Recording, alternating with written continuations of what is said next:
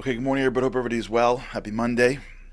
For those that are here live, happy whatever day of week it is for you. Thanks so much for joining us on the Boost. We've been talking about this concept of means, ends, the difference, how important it is to know the difference.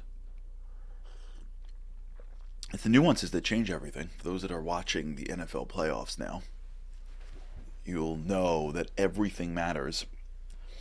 Nuances matter. If you were as disappointed as I was in the Chiefs-Bills game, watching the Bills come back, score a touchdown with 13 seconds left, and you'll see that the Bills defense had to just stop the Chiefs.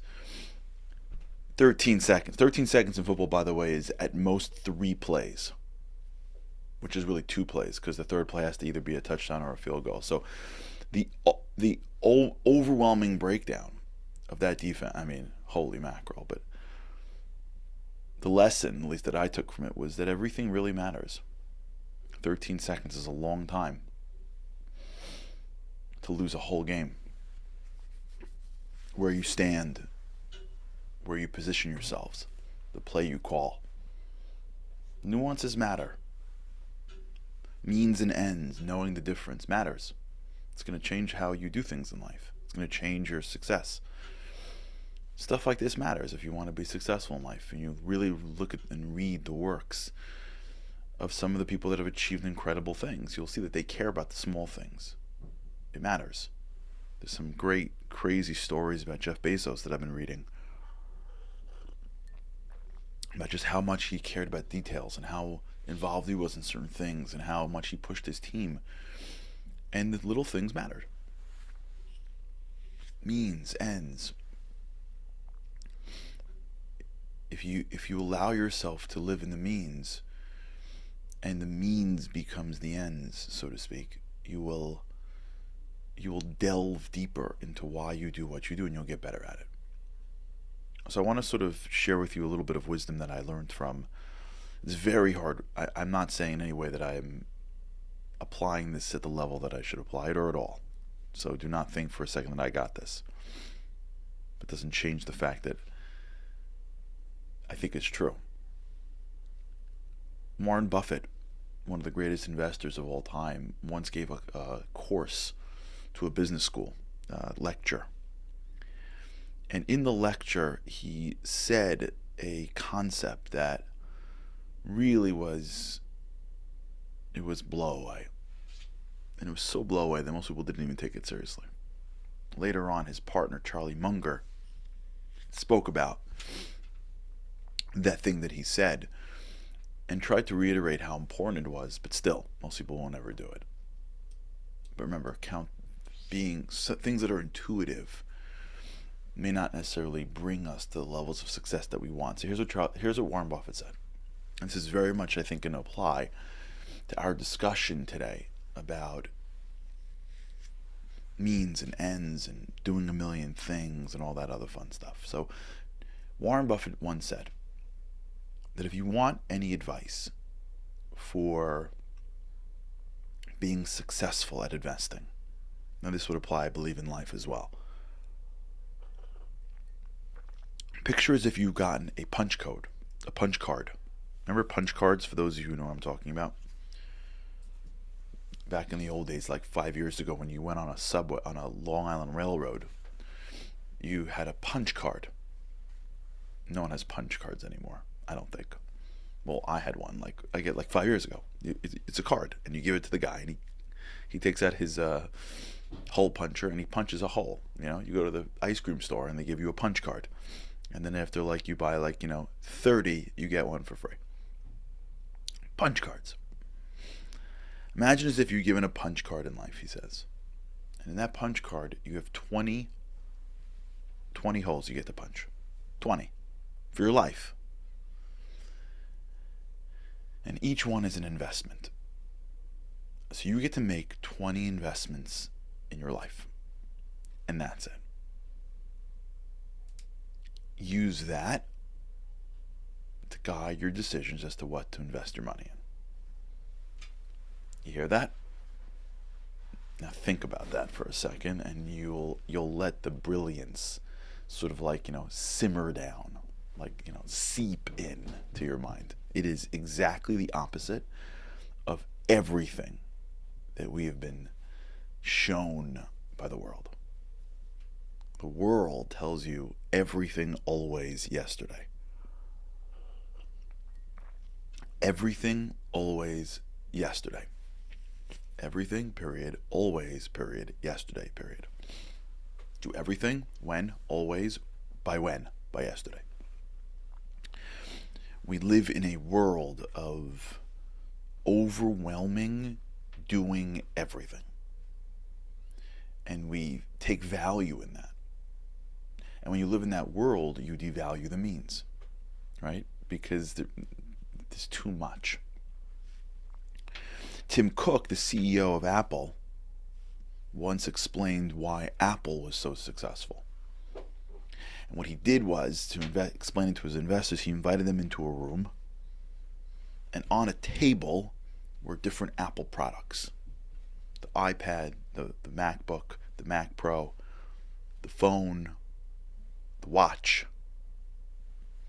And he said the reason why we're successful is because everything that we do in their multi-billion-dollar company is on this table. Focus. Exclusion. Choosing. Everything isn't okay. Now, I fail at this all the time. And I'm sure many of you do as well. Everything seems like it's a good idea. Great people, and this I got from reading not just Buffett and Bezos and Jobs/Cook. But when you really look at great people, what you will see again and again is that they never pick options that are good. They say no more than yes, and they wait for great. Now, there are things that you can't opt out of, right? Like I always talk about how when I was a little younger, I was listening to this one blogger, writer, and he was talking about like leaving your life and going somewhere else for a year and how that's so important. And he's going through like a whole thing about how you can just sort of like leave your life. And I'm thinking like, yeah, like you can leave your life. Like, you don't have a mortgage to pay. You don't have not everybody can leave their life, and just go like explore the world for like, 9 months. So there are things that are not optional. You can't wake up one morning and be like, listen, that kid, like not great, good. Like it's been a pleasure. It doesn't work like that. But there are things that we choose to do that are just good or fair and not great. And when we don't really have the borders up enough, it's hard for we get into a space where we lower our standard of what we should engage in. Now, it doesn't mean that something comes to our plate we shouldn't do what's right by it. We should. Right? God sends us things all the time for us to take care of, and we should take care of it. I'm not talking about that. I'm talking about where do we invest our time. I'm talking about where do we invest our efforts. I'm talking about where we invest our energy.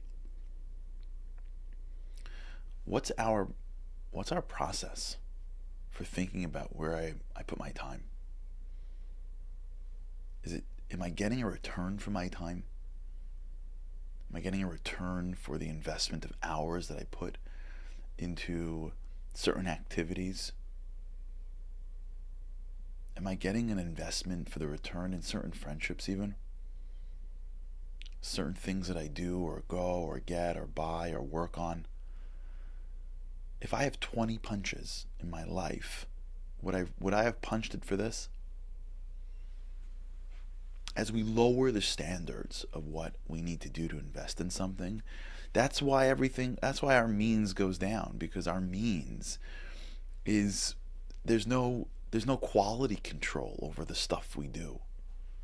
So that's why our means doesn't matter to us, because doesn't matter. It's not, nothing really matters. It's whatever comes my way, whatever my brain moves me towards. I don't think about it. Sometimes you ever get this way, and we'll talk about this again tomorrow. You ever get this way on vacation sometimes, or like, you go on vacation like the day before, like you're super productive. Every half an hour is, you're going, and like you walk out of that day and you got like 40 things done. Then you go on vacation, and like the first day you're like, what do you want to do? I was like, I don't know. It's like 1 o'clock and you haven't done anything yet. And then like you do like whatever you do, it's like you just hang around. Like you would never go to dinner for 3 hours. And then afterwards, mosey back. No, it's okay to take a break, but the border, the quality control in time, like drops. That mindset of like my time doesn't matter on vacation, unless you're deliberately trying to relax, which is fine.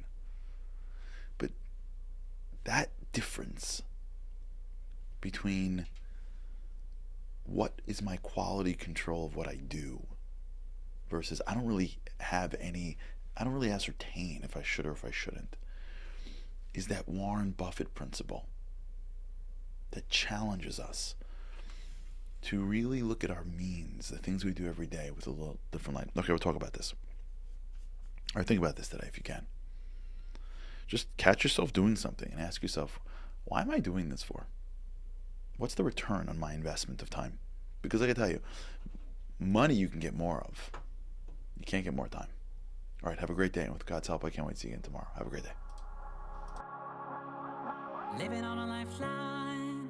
The world doesn't ever seem to change. Looking for the sunshine, but you're caught up in the rain. It's like your eyes are wide open, but you cannot see. You're watching life pass you by like 1, 2, 3.